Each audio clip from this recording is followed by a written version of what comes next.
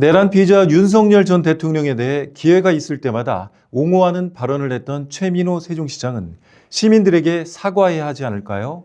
12.3 계엄 이후 계엄과 체포, 탄핵의 과정에서 그가 어떤 태도를 보였는지 국민 정서와 심하게 동떨어졌던 그간의 주요 발언들과 행동을 정리해봤습니다. 계엄의 밤 최 시장은 다른 지방자치단체장들과는 달리 오후에서야 입장문을 냈습니다.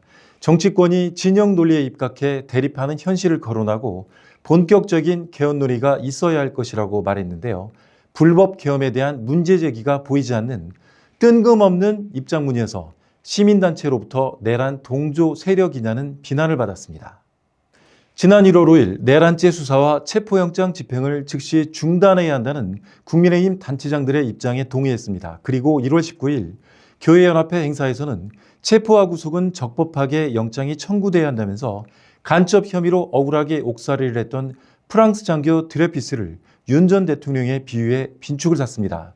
법원이 영장을 발부한 법 집행에 대해 최고 권력자가 응하지 않은 사건이었는데 이를 힘없는 프랑스 장교와 함께 설명한 것이 과연 적절한지 의문입니다.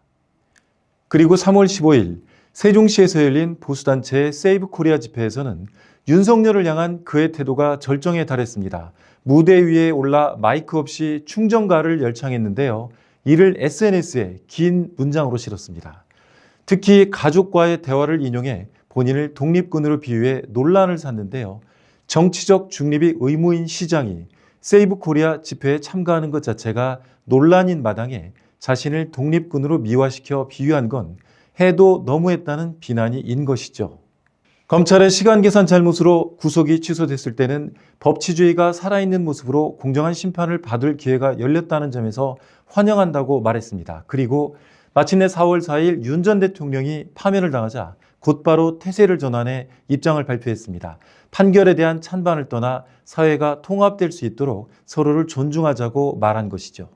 그동안 논란이 된 숱한 행보에 대한 이런 반구 없었는데요. 이제 와서 아무 일도 없었던 것처럼 이렇게 그냥 지나가면 되는 건가요? 자치단체장인 세종시장은 정치적으로 중립을 지켜야 합니다. 하물며 국민, 헌법기관들을 총칼로 위협한 내란 사건에 대해서는 더더욱 신중하게 접근해야 합니다. 세종시를 대표하는 직위에 있는 자로서의 발언이 갖는 무게감, 상징적인 의미가 크기 때문입니다. 하지만 최 시장은 어떤 고려를 했는지 자신의 정치적 색깔에 따라 섣부르게 내란 피의자를 옹호하는 듯한 발언을 이어갔습니다. 시민들이 모두 지켜봤습니다. 지난 넉 달 최고 권력자의 잘못된 행위로 빚어진 대혼란 속에 국가와 세종시 지역 경제는 침체됐고 민생은 팍팍해졌습니다. 이럴 때 시민들을 안심시키고 안정을 도모해야 할 세종시장으로서 본연의 역할을 하신 게 맞는지요? 아니면 오히려 편가르기를 통해서 불안을 가중시키지는 않았는지요? 최민호 세종시장께 묻겠습니다. 그간의 발언들에 대해 반성하며 시민들에게 머리를 숙일 생각은 없으신가요? 뉴스앤톡 강진원입니다.